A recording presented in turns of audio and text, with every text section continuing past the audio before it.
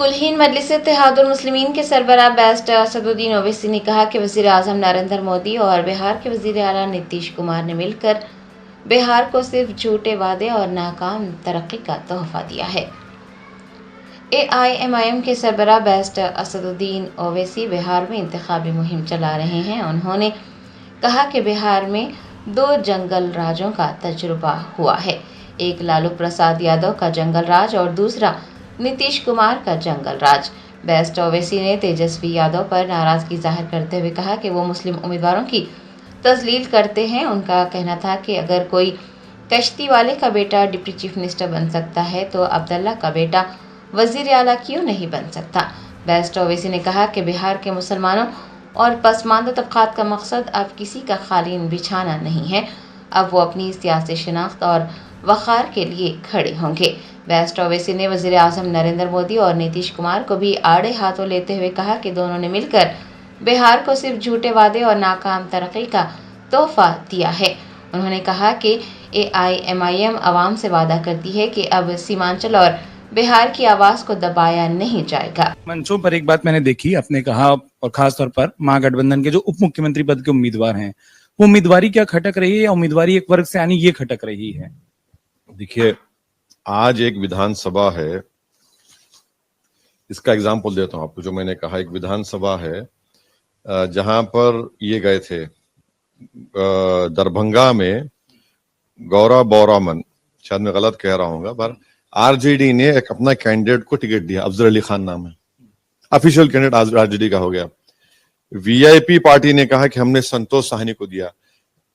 RJD के leader of opposition Tejashwi Yadav जाकर अपने ही कैंडिडेट के खिलाफ प्रचार करके कहते हैं कि संतोष साहनी को वोट दो। भैया, क्यों इस तरह से आप जलील कर रहे हैं अफजल अली खान को? आप ही ने टिकट दिया ना, आप ही टिकट दिया और आप ही अपने कैंडिडेट के खिलाफ जाकर प्रचार करते हैं। और फिर मैं सलाम करता हूं मल्ला समाज को कि उनमें इतनी यूनिटी और इतनी फोरसाइट है कि अभी नॉमिनेशन का प्रोसेस शुरू नहीं है, उन्होंने तेजस्वी के बाजू बैठकर कह दिया कि अगर हमारी सरकार आएगी उप मुख्यमंत्री हमारा होगा। तो मेरा बोलना वाजिब है।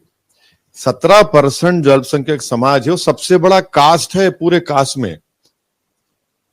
और अगर कोई बोलेगा कि मल्लाह का बेटा उप मुख्यमंत्री होगा, तो फिर अब्दुल्ला का और मोहम्मद का बेटा मुख्यमंत्री क्यों नहीं बन सकता? 14% यादव समाज है, हम उनके खिलाफ नहीं है, ना कभी रहेंगे, मगर 14% को 36% टिकट देते हैं राजद वाले, और 17% लोगों को क्या देते हैं? लॉलीपॉप, गाजर की पुंगी बजाइए, आप दरी बिछाइए। ये सामाजिक न्याय तो नहीं है ना। जब आप सामाजिक न्याय की आप बात कर रहे हैं तो उसका जमीन पर अमलावरी होनी चाहिए, अमली जामेनामा पहनाना चाहिए। वो आप नहीं कर रहे हैं, आप सिर्फ जबानी बातें कर रहे हैं, आप कुछ नहीं कर रहे हैं। तो ये तो जरूरी है बात करना।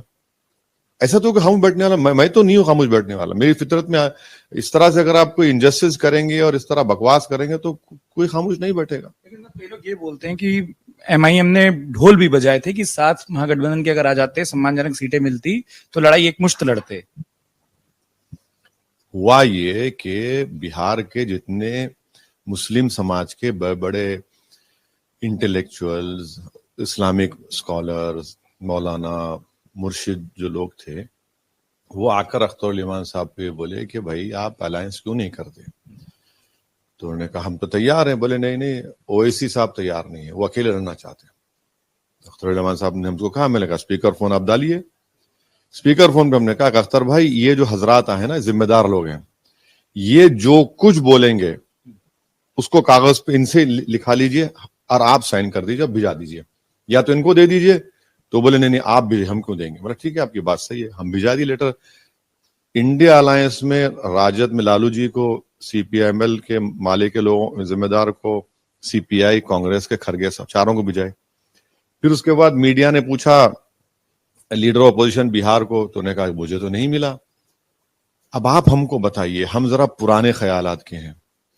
अगर हमारे घर में जो बड़ा होता है, चाहे पिताजी नहीं हो मगर पिताजी समान जो बड़ा होता है, अगर वो एक लाइन डाल देता है तो हम लोग बस उसको कबूल कर लेते, फॉलो करते। ये तो हम जरा पुराने मिजाज के।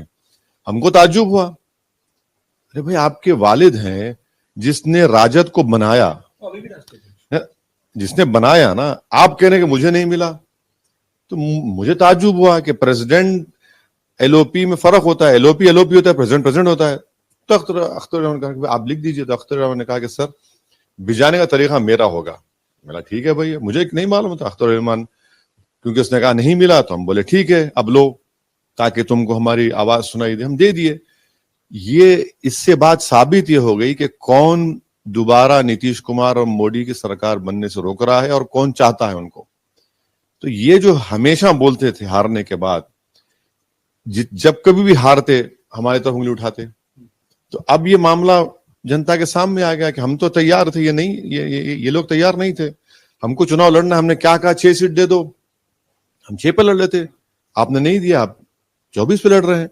और जीडीए बनाया हमने, चंद्रशेखर एमपी नगीना के जो एमपी रावण साहब उनकी पार्टी के साथ, और स्वामी प्रसाद मौर्य जो एक्स मिनिस्टर हैं यूपी के।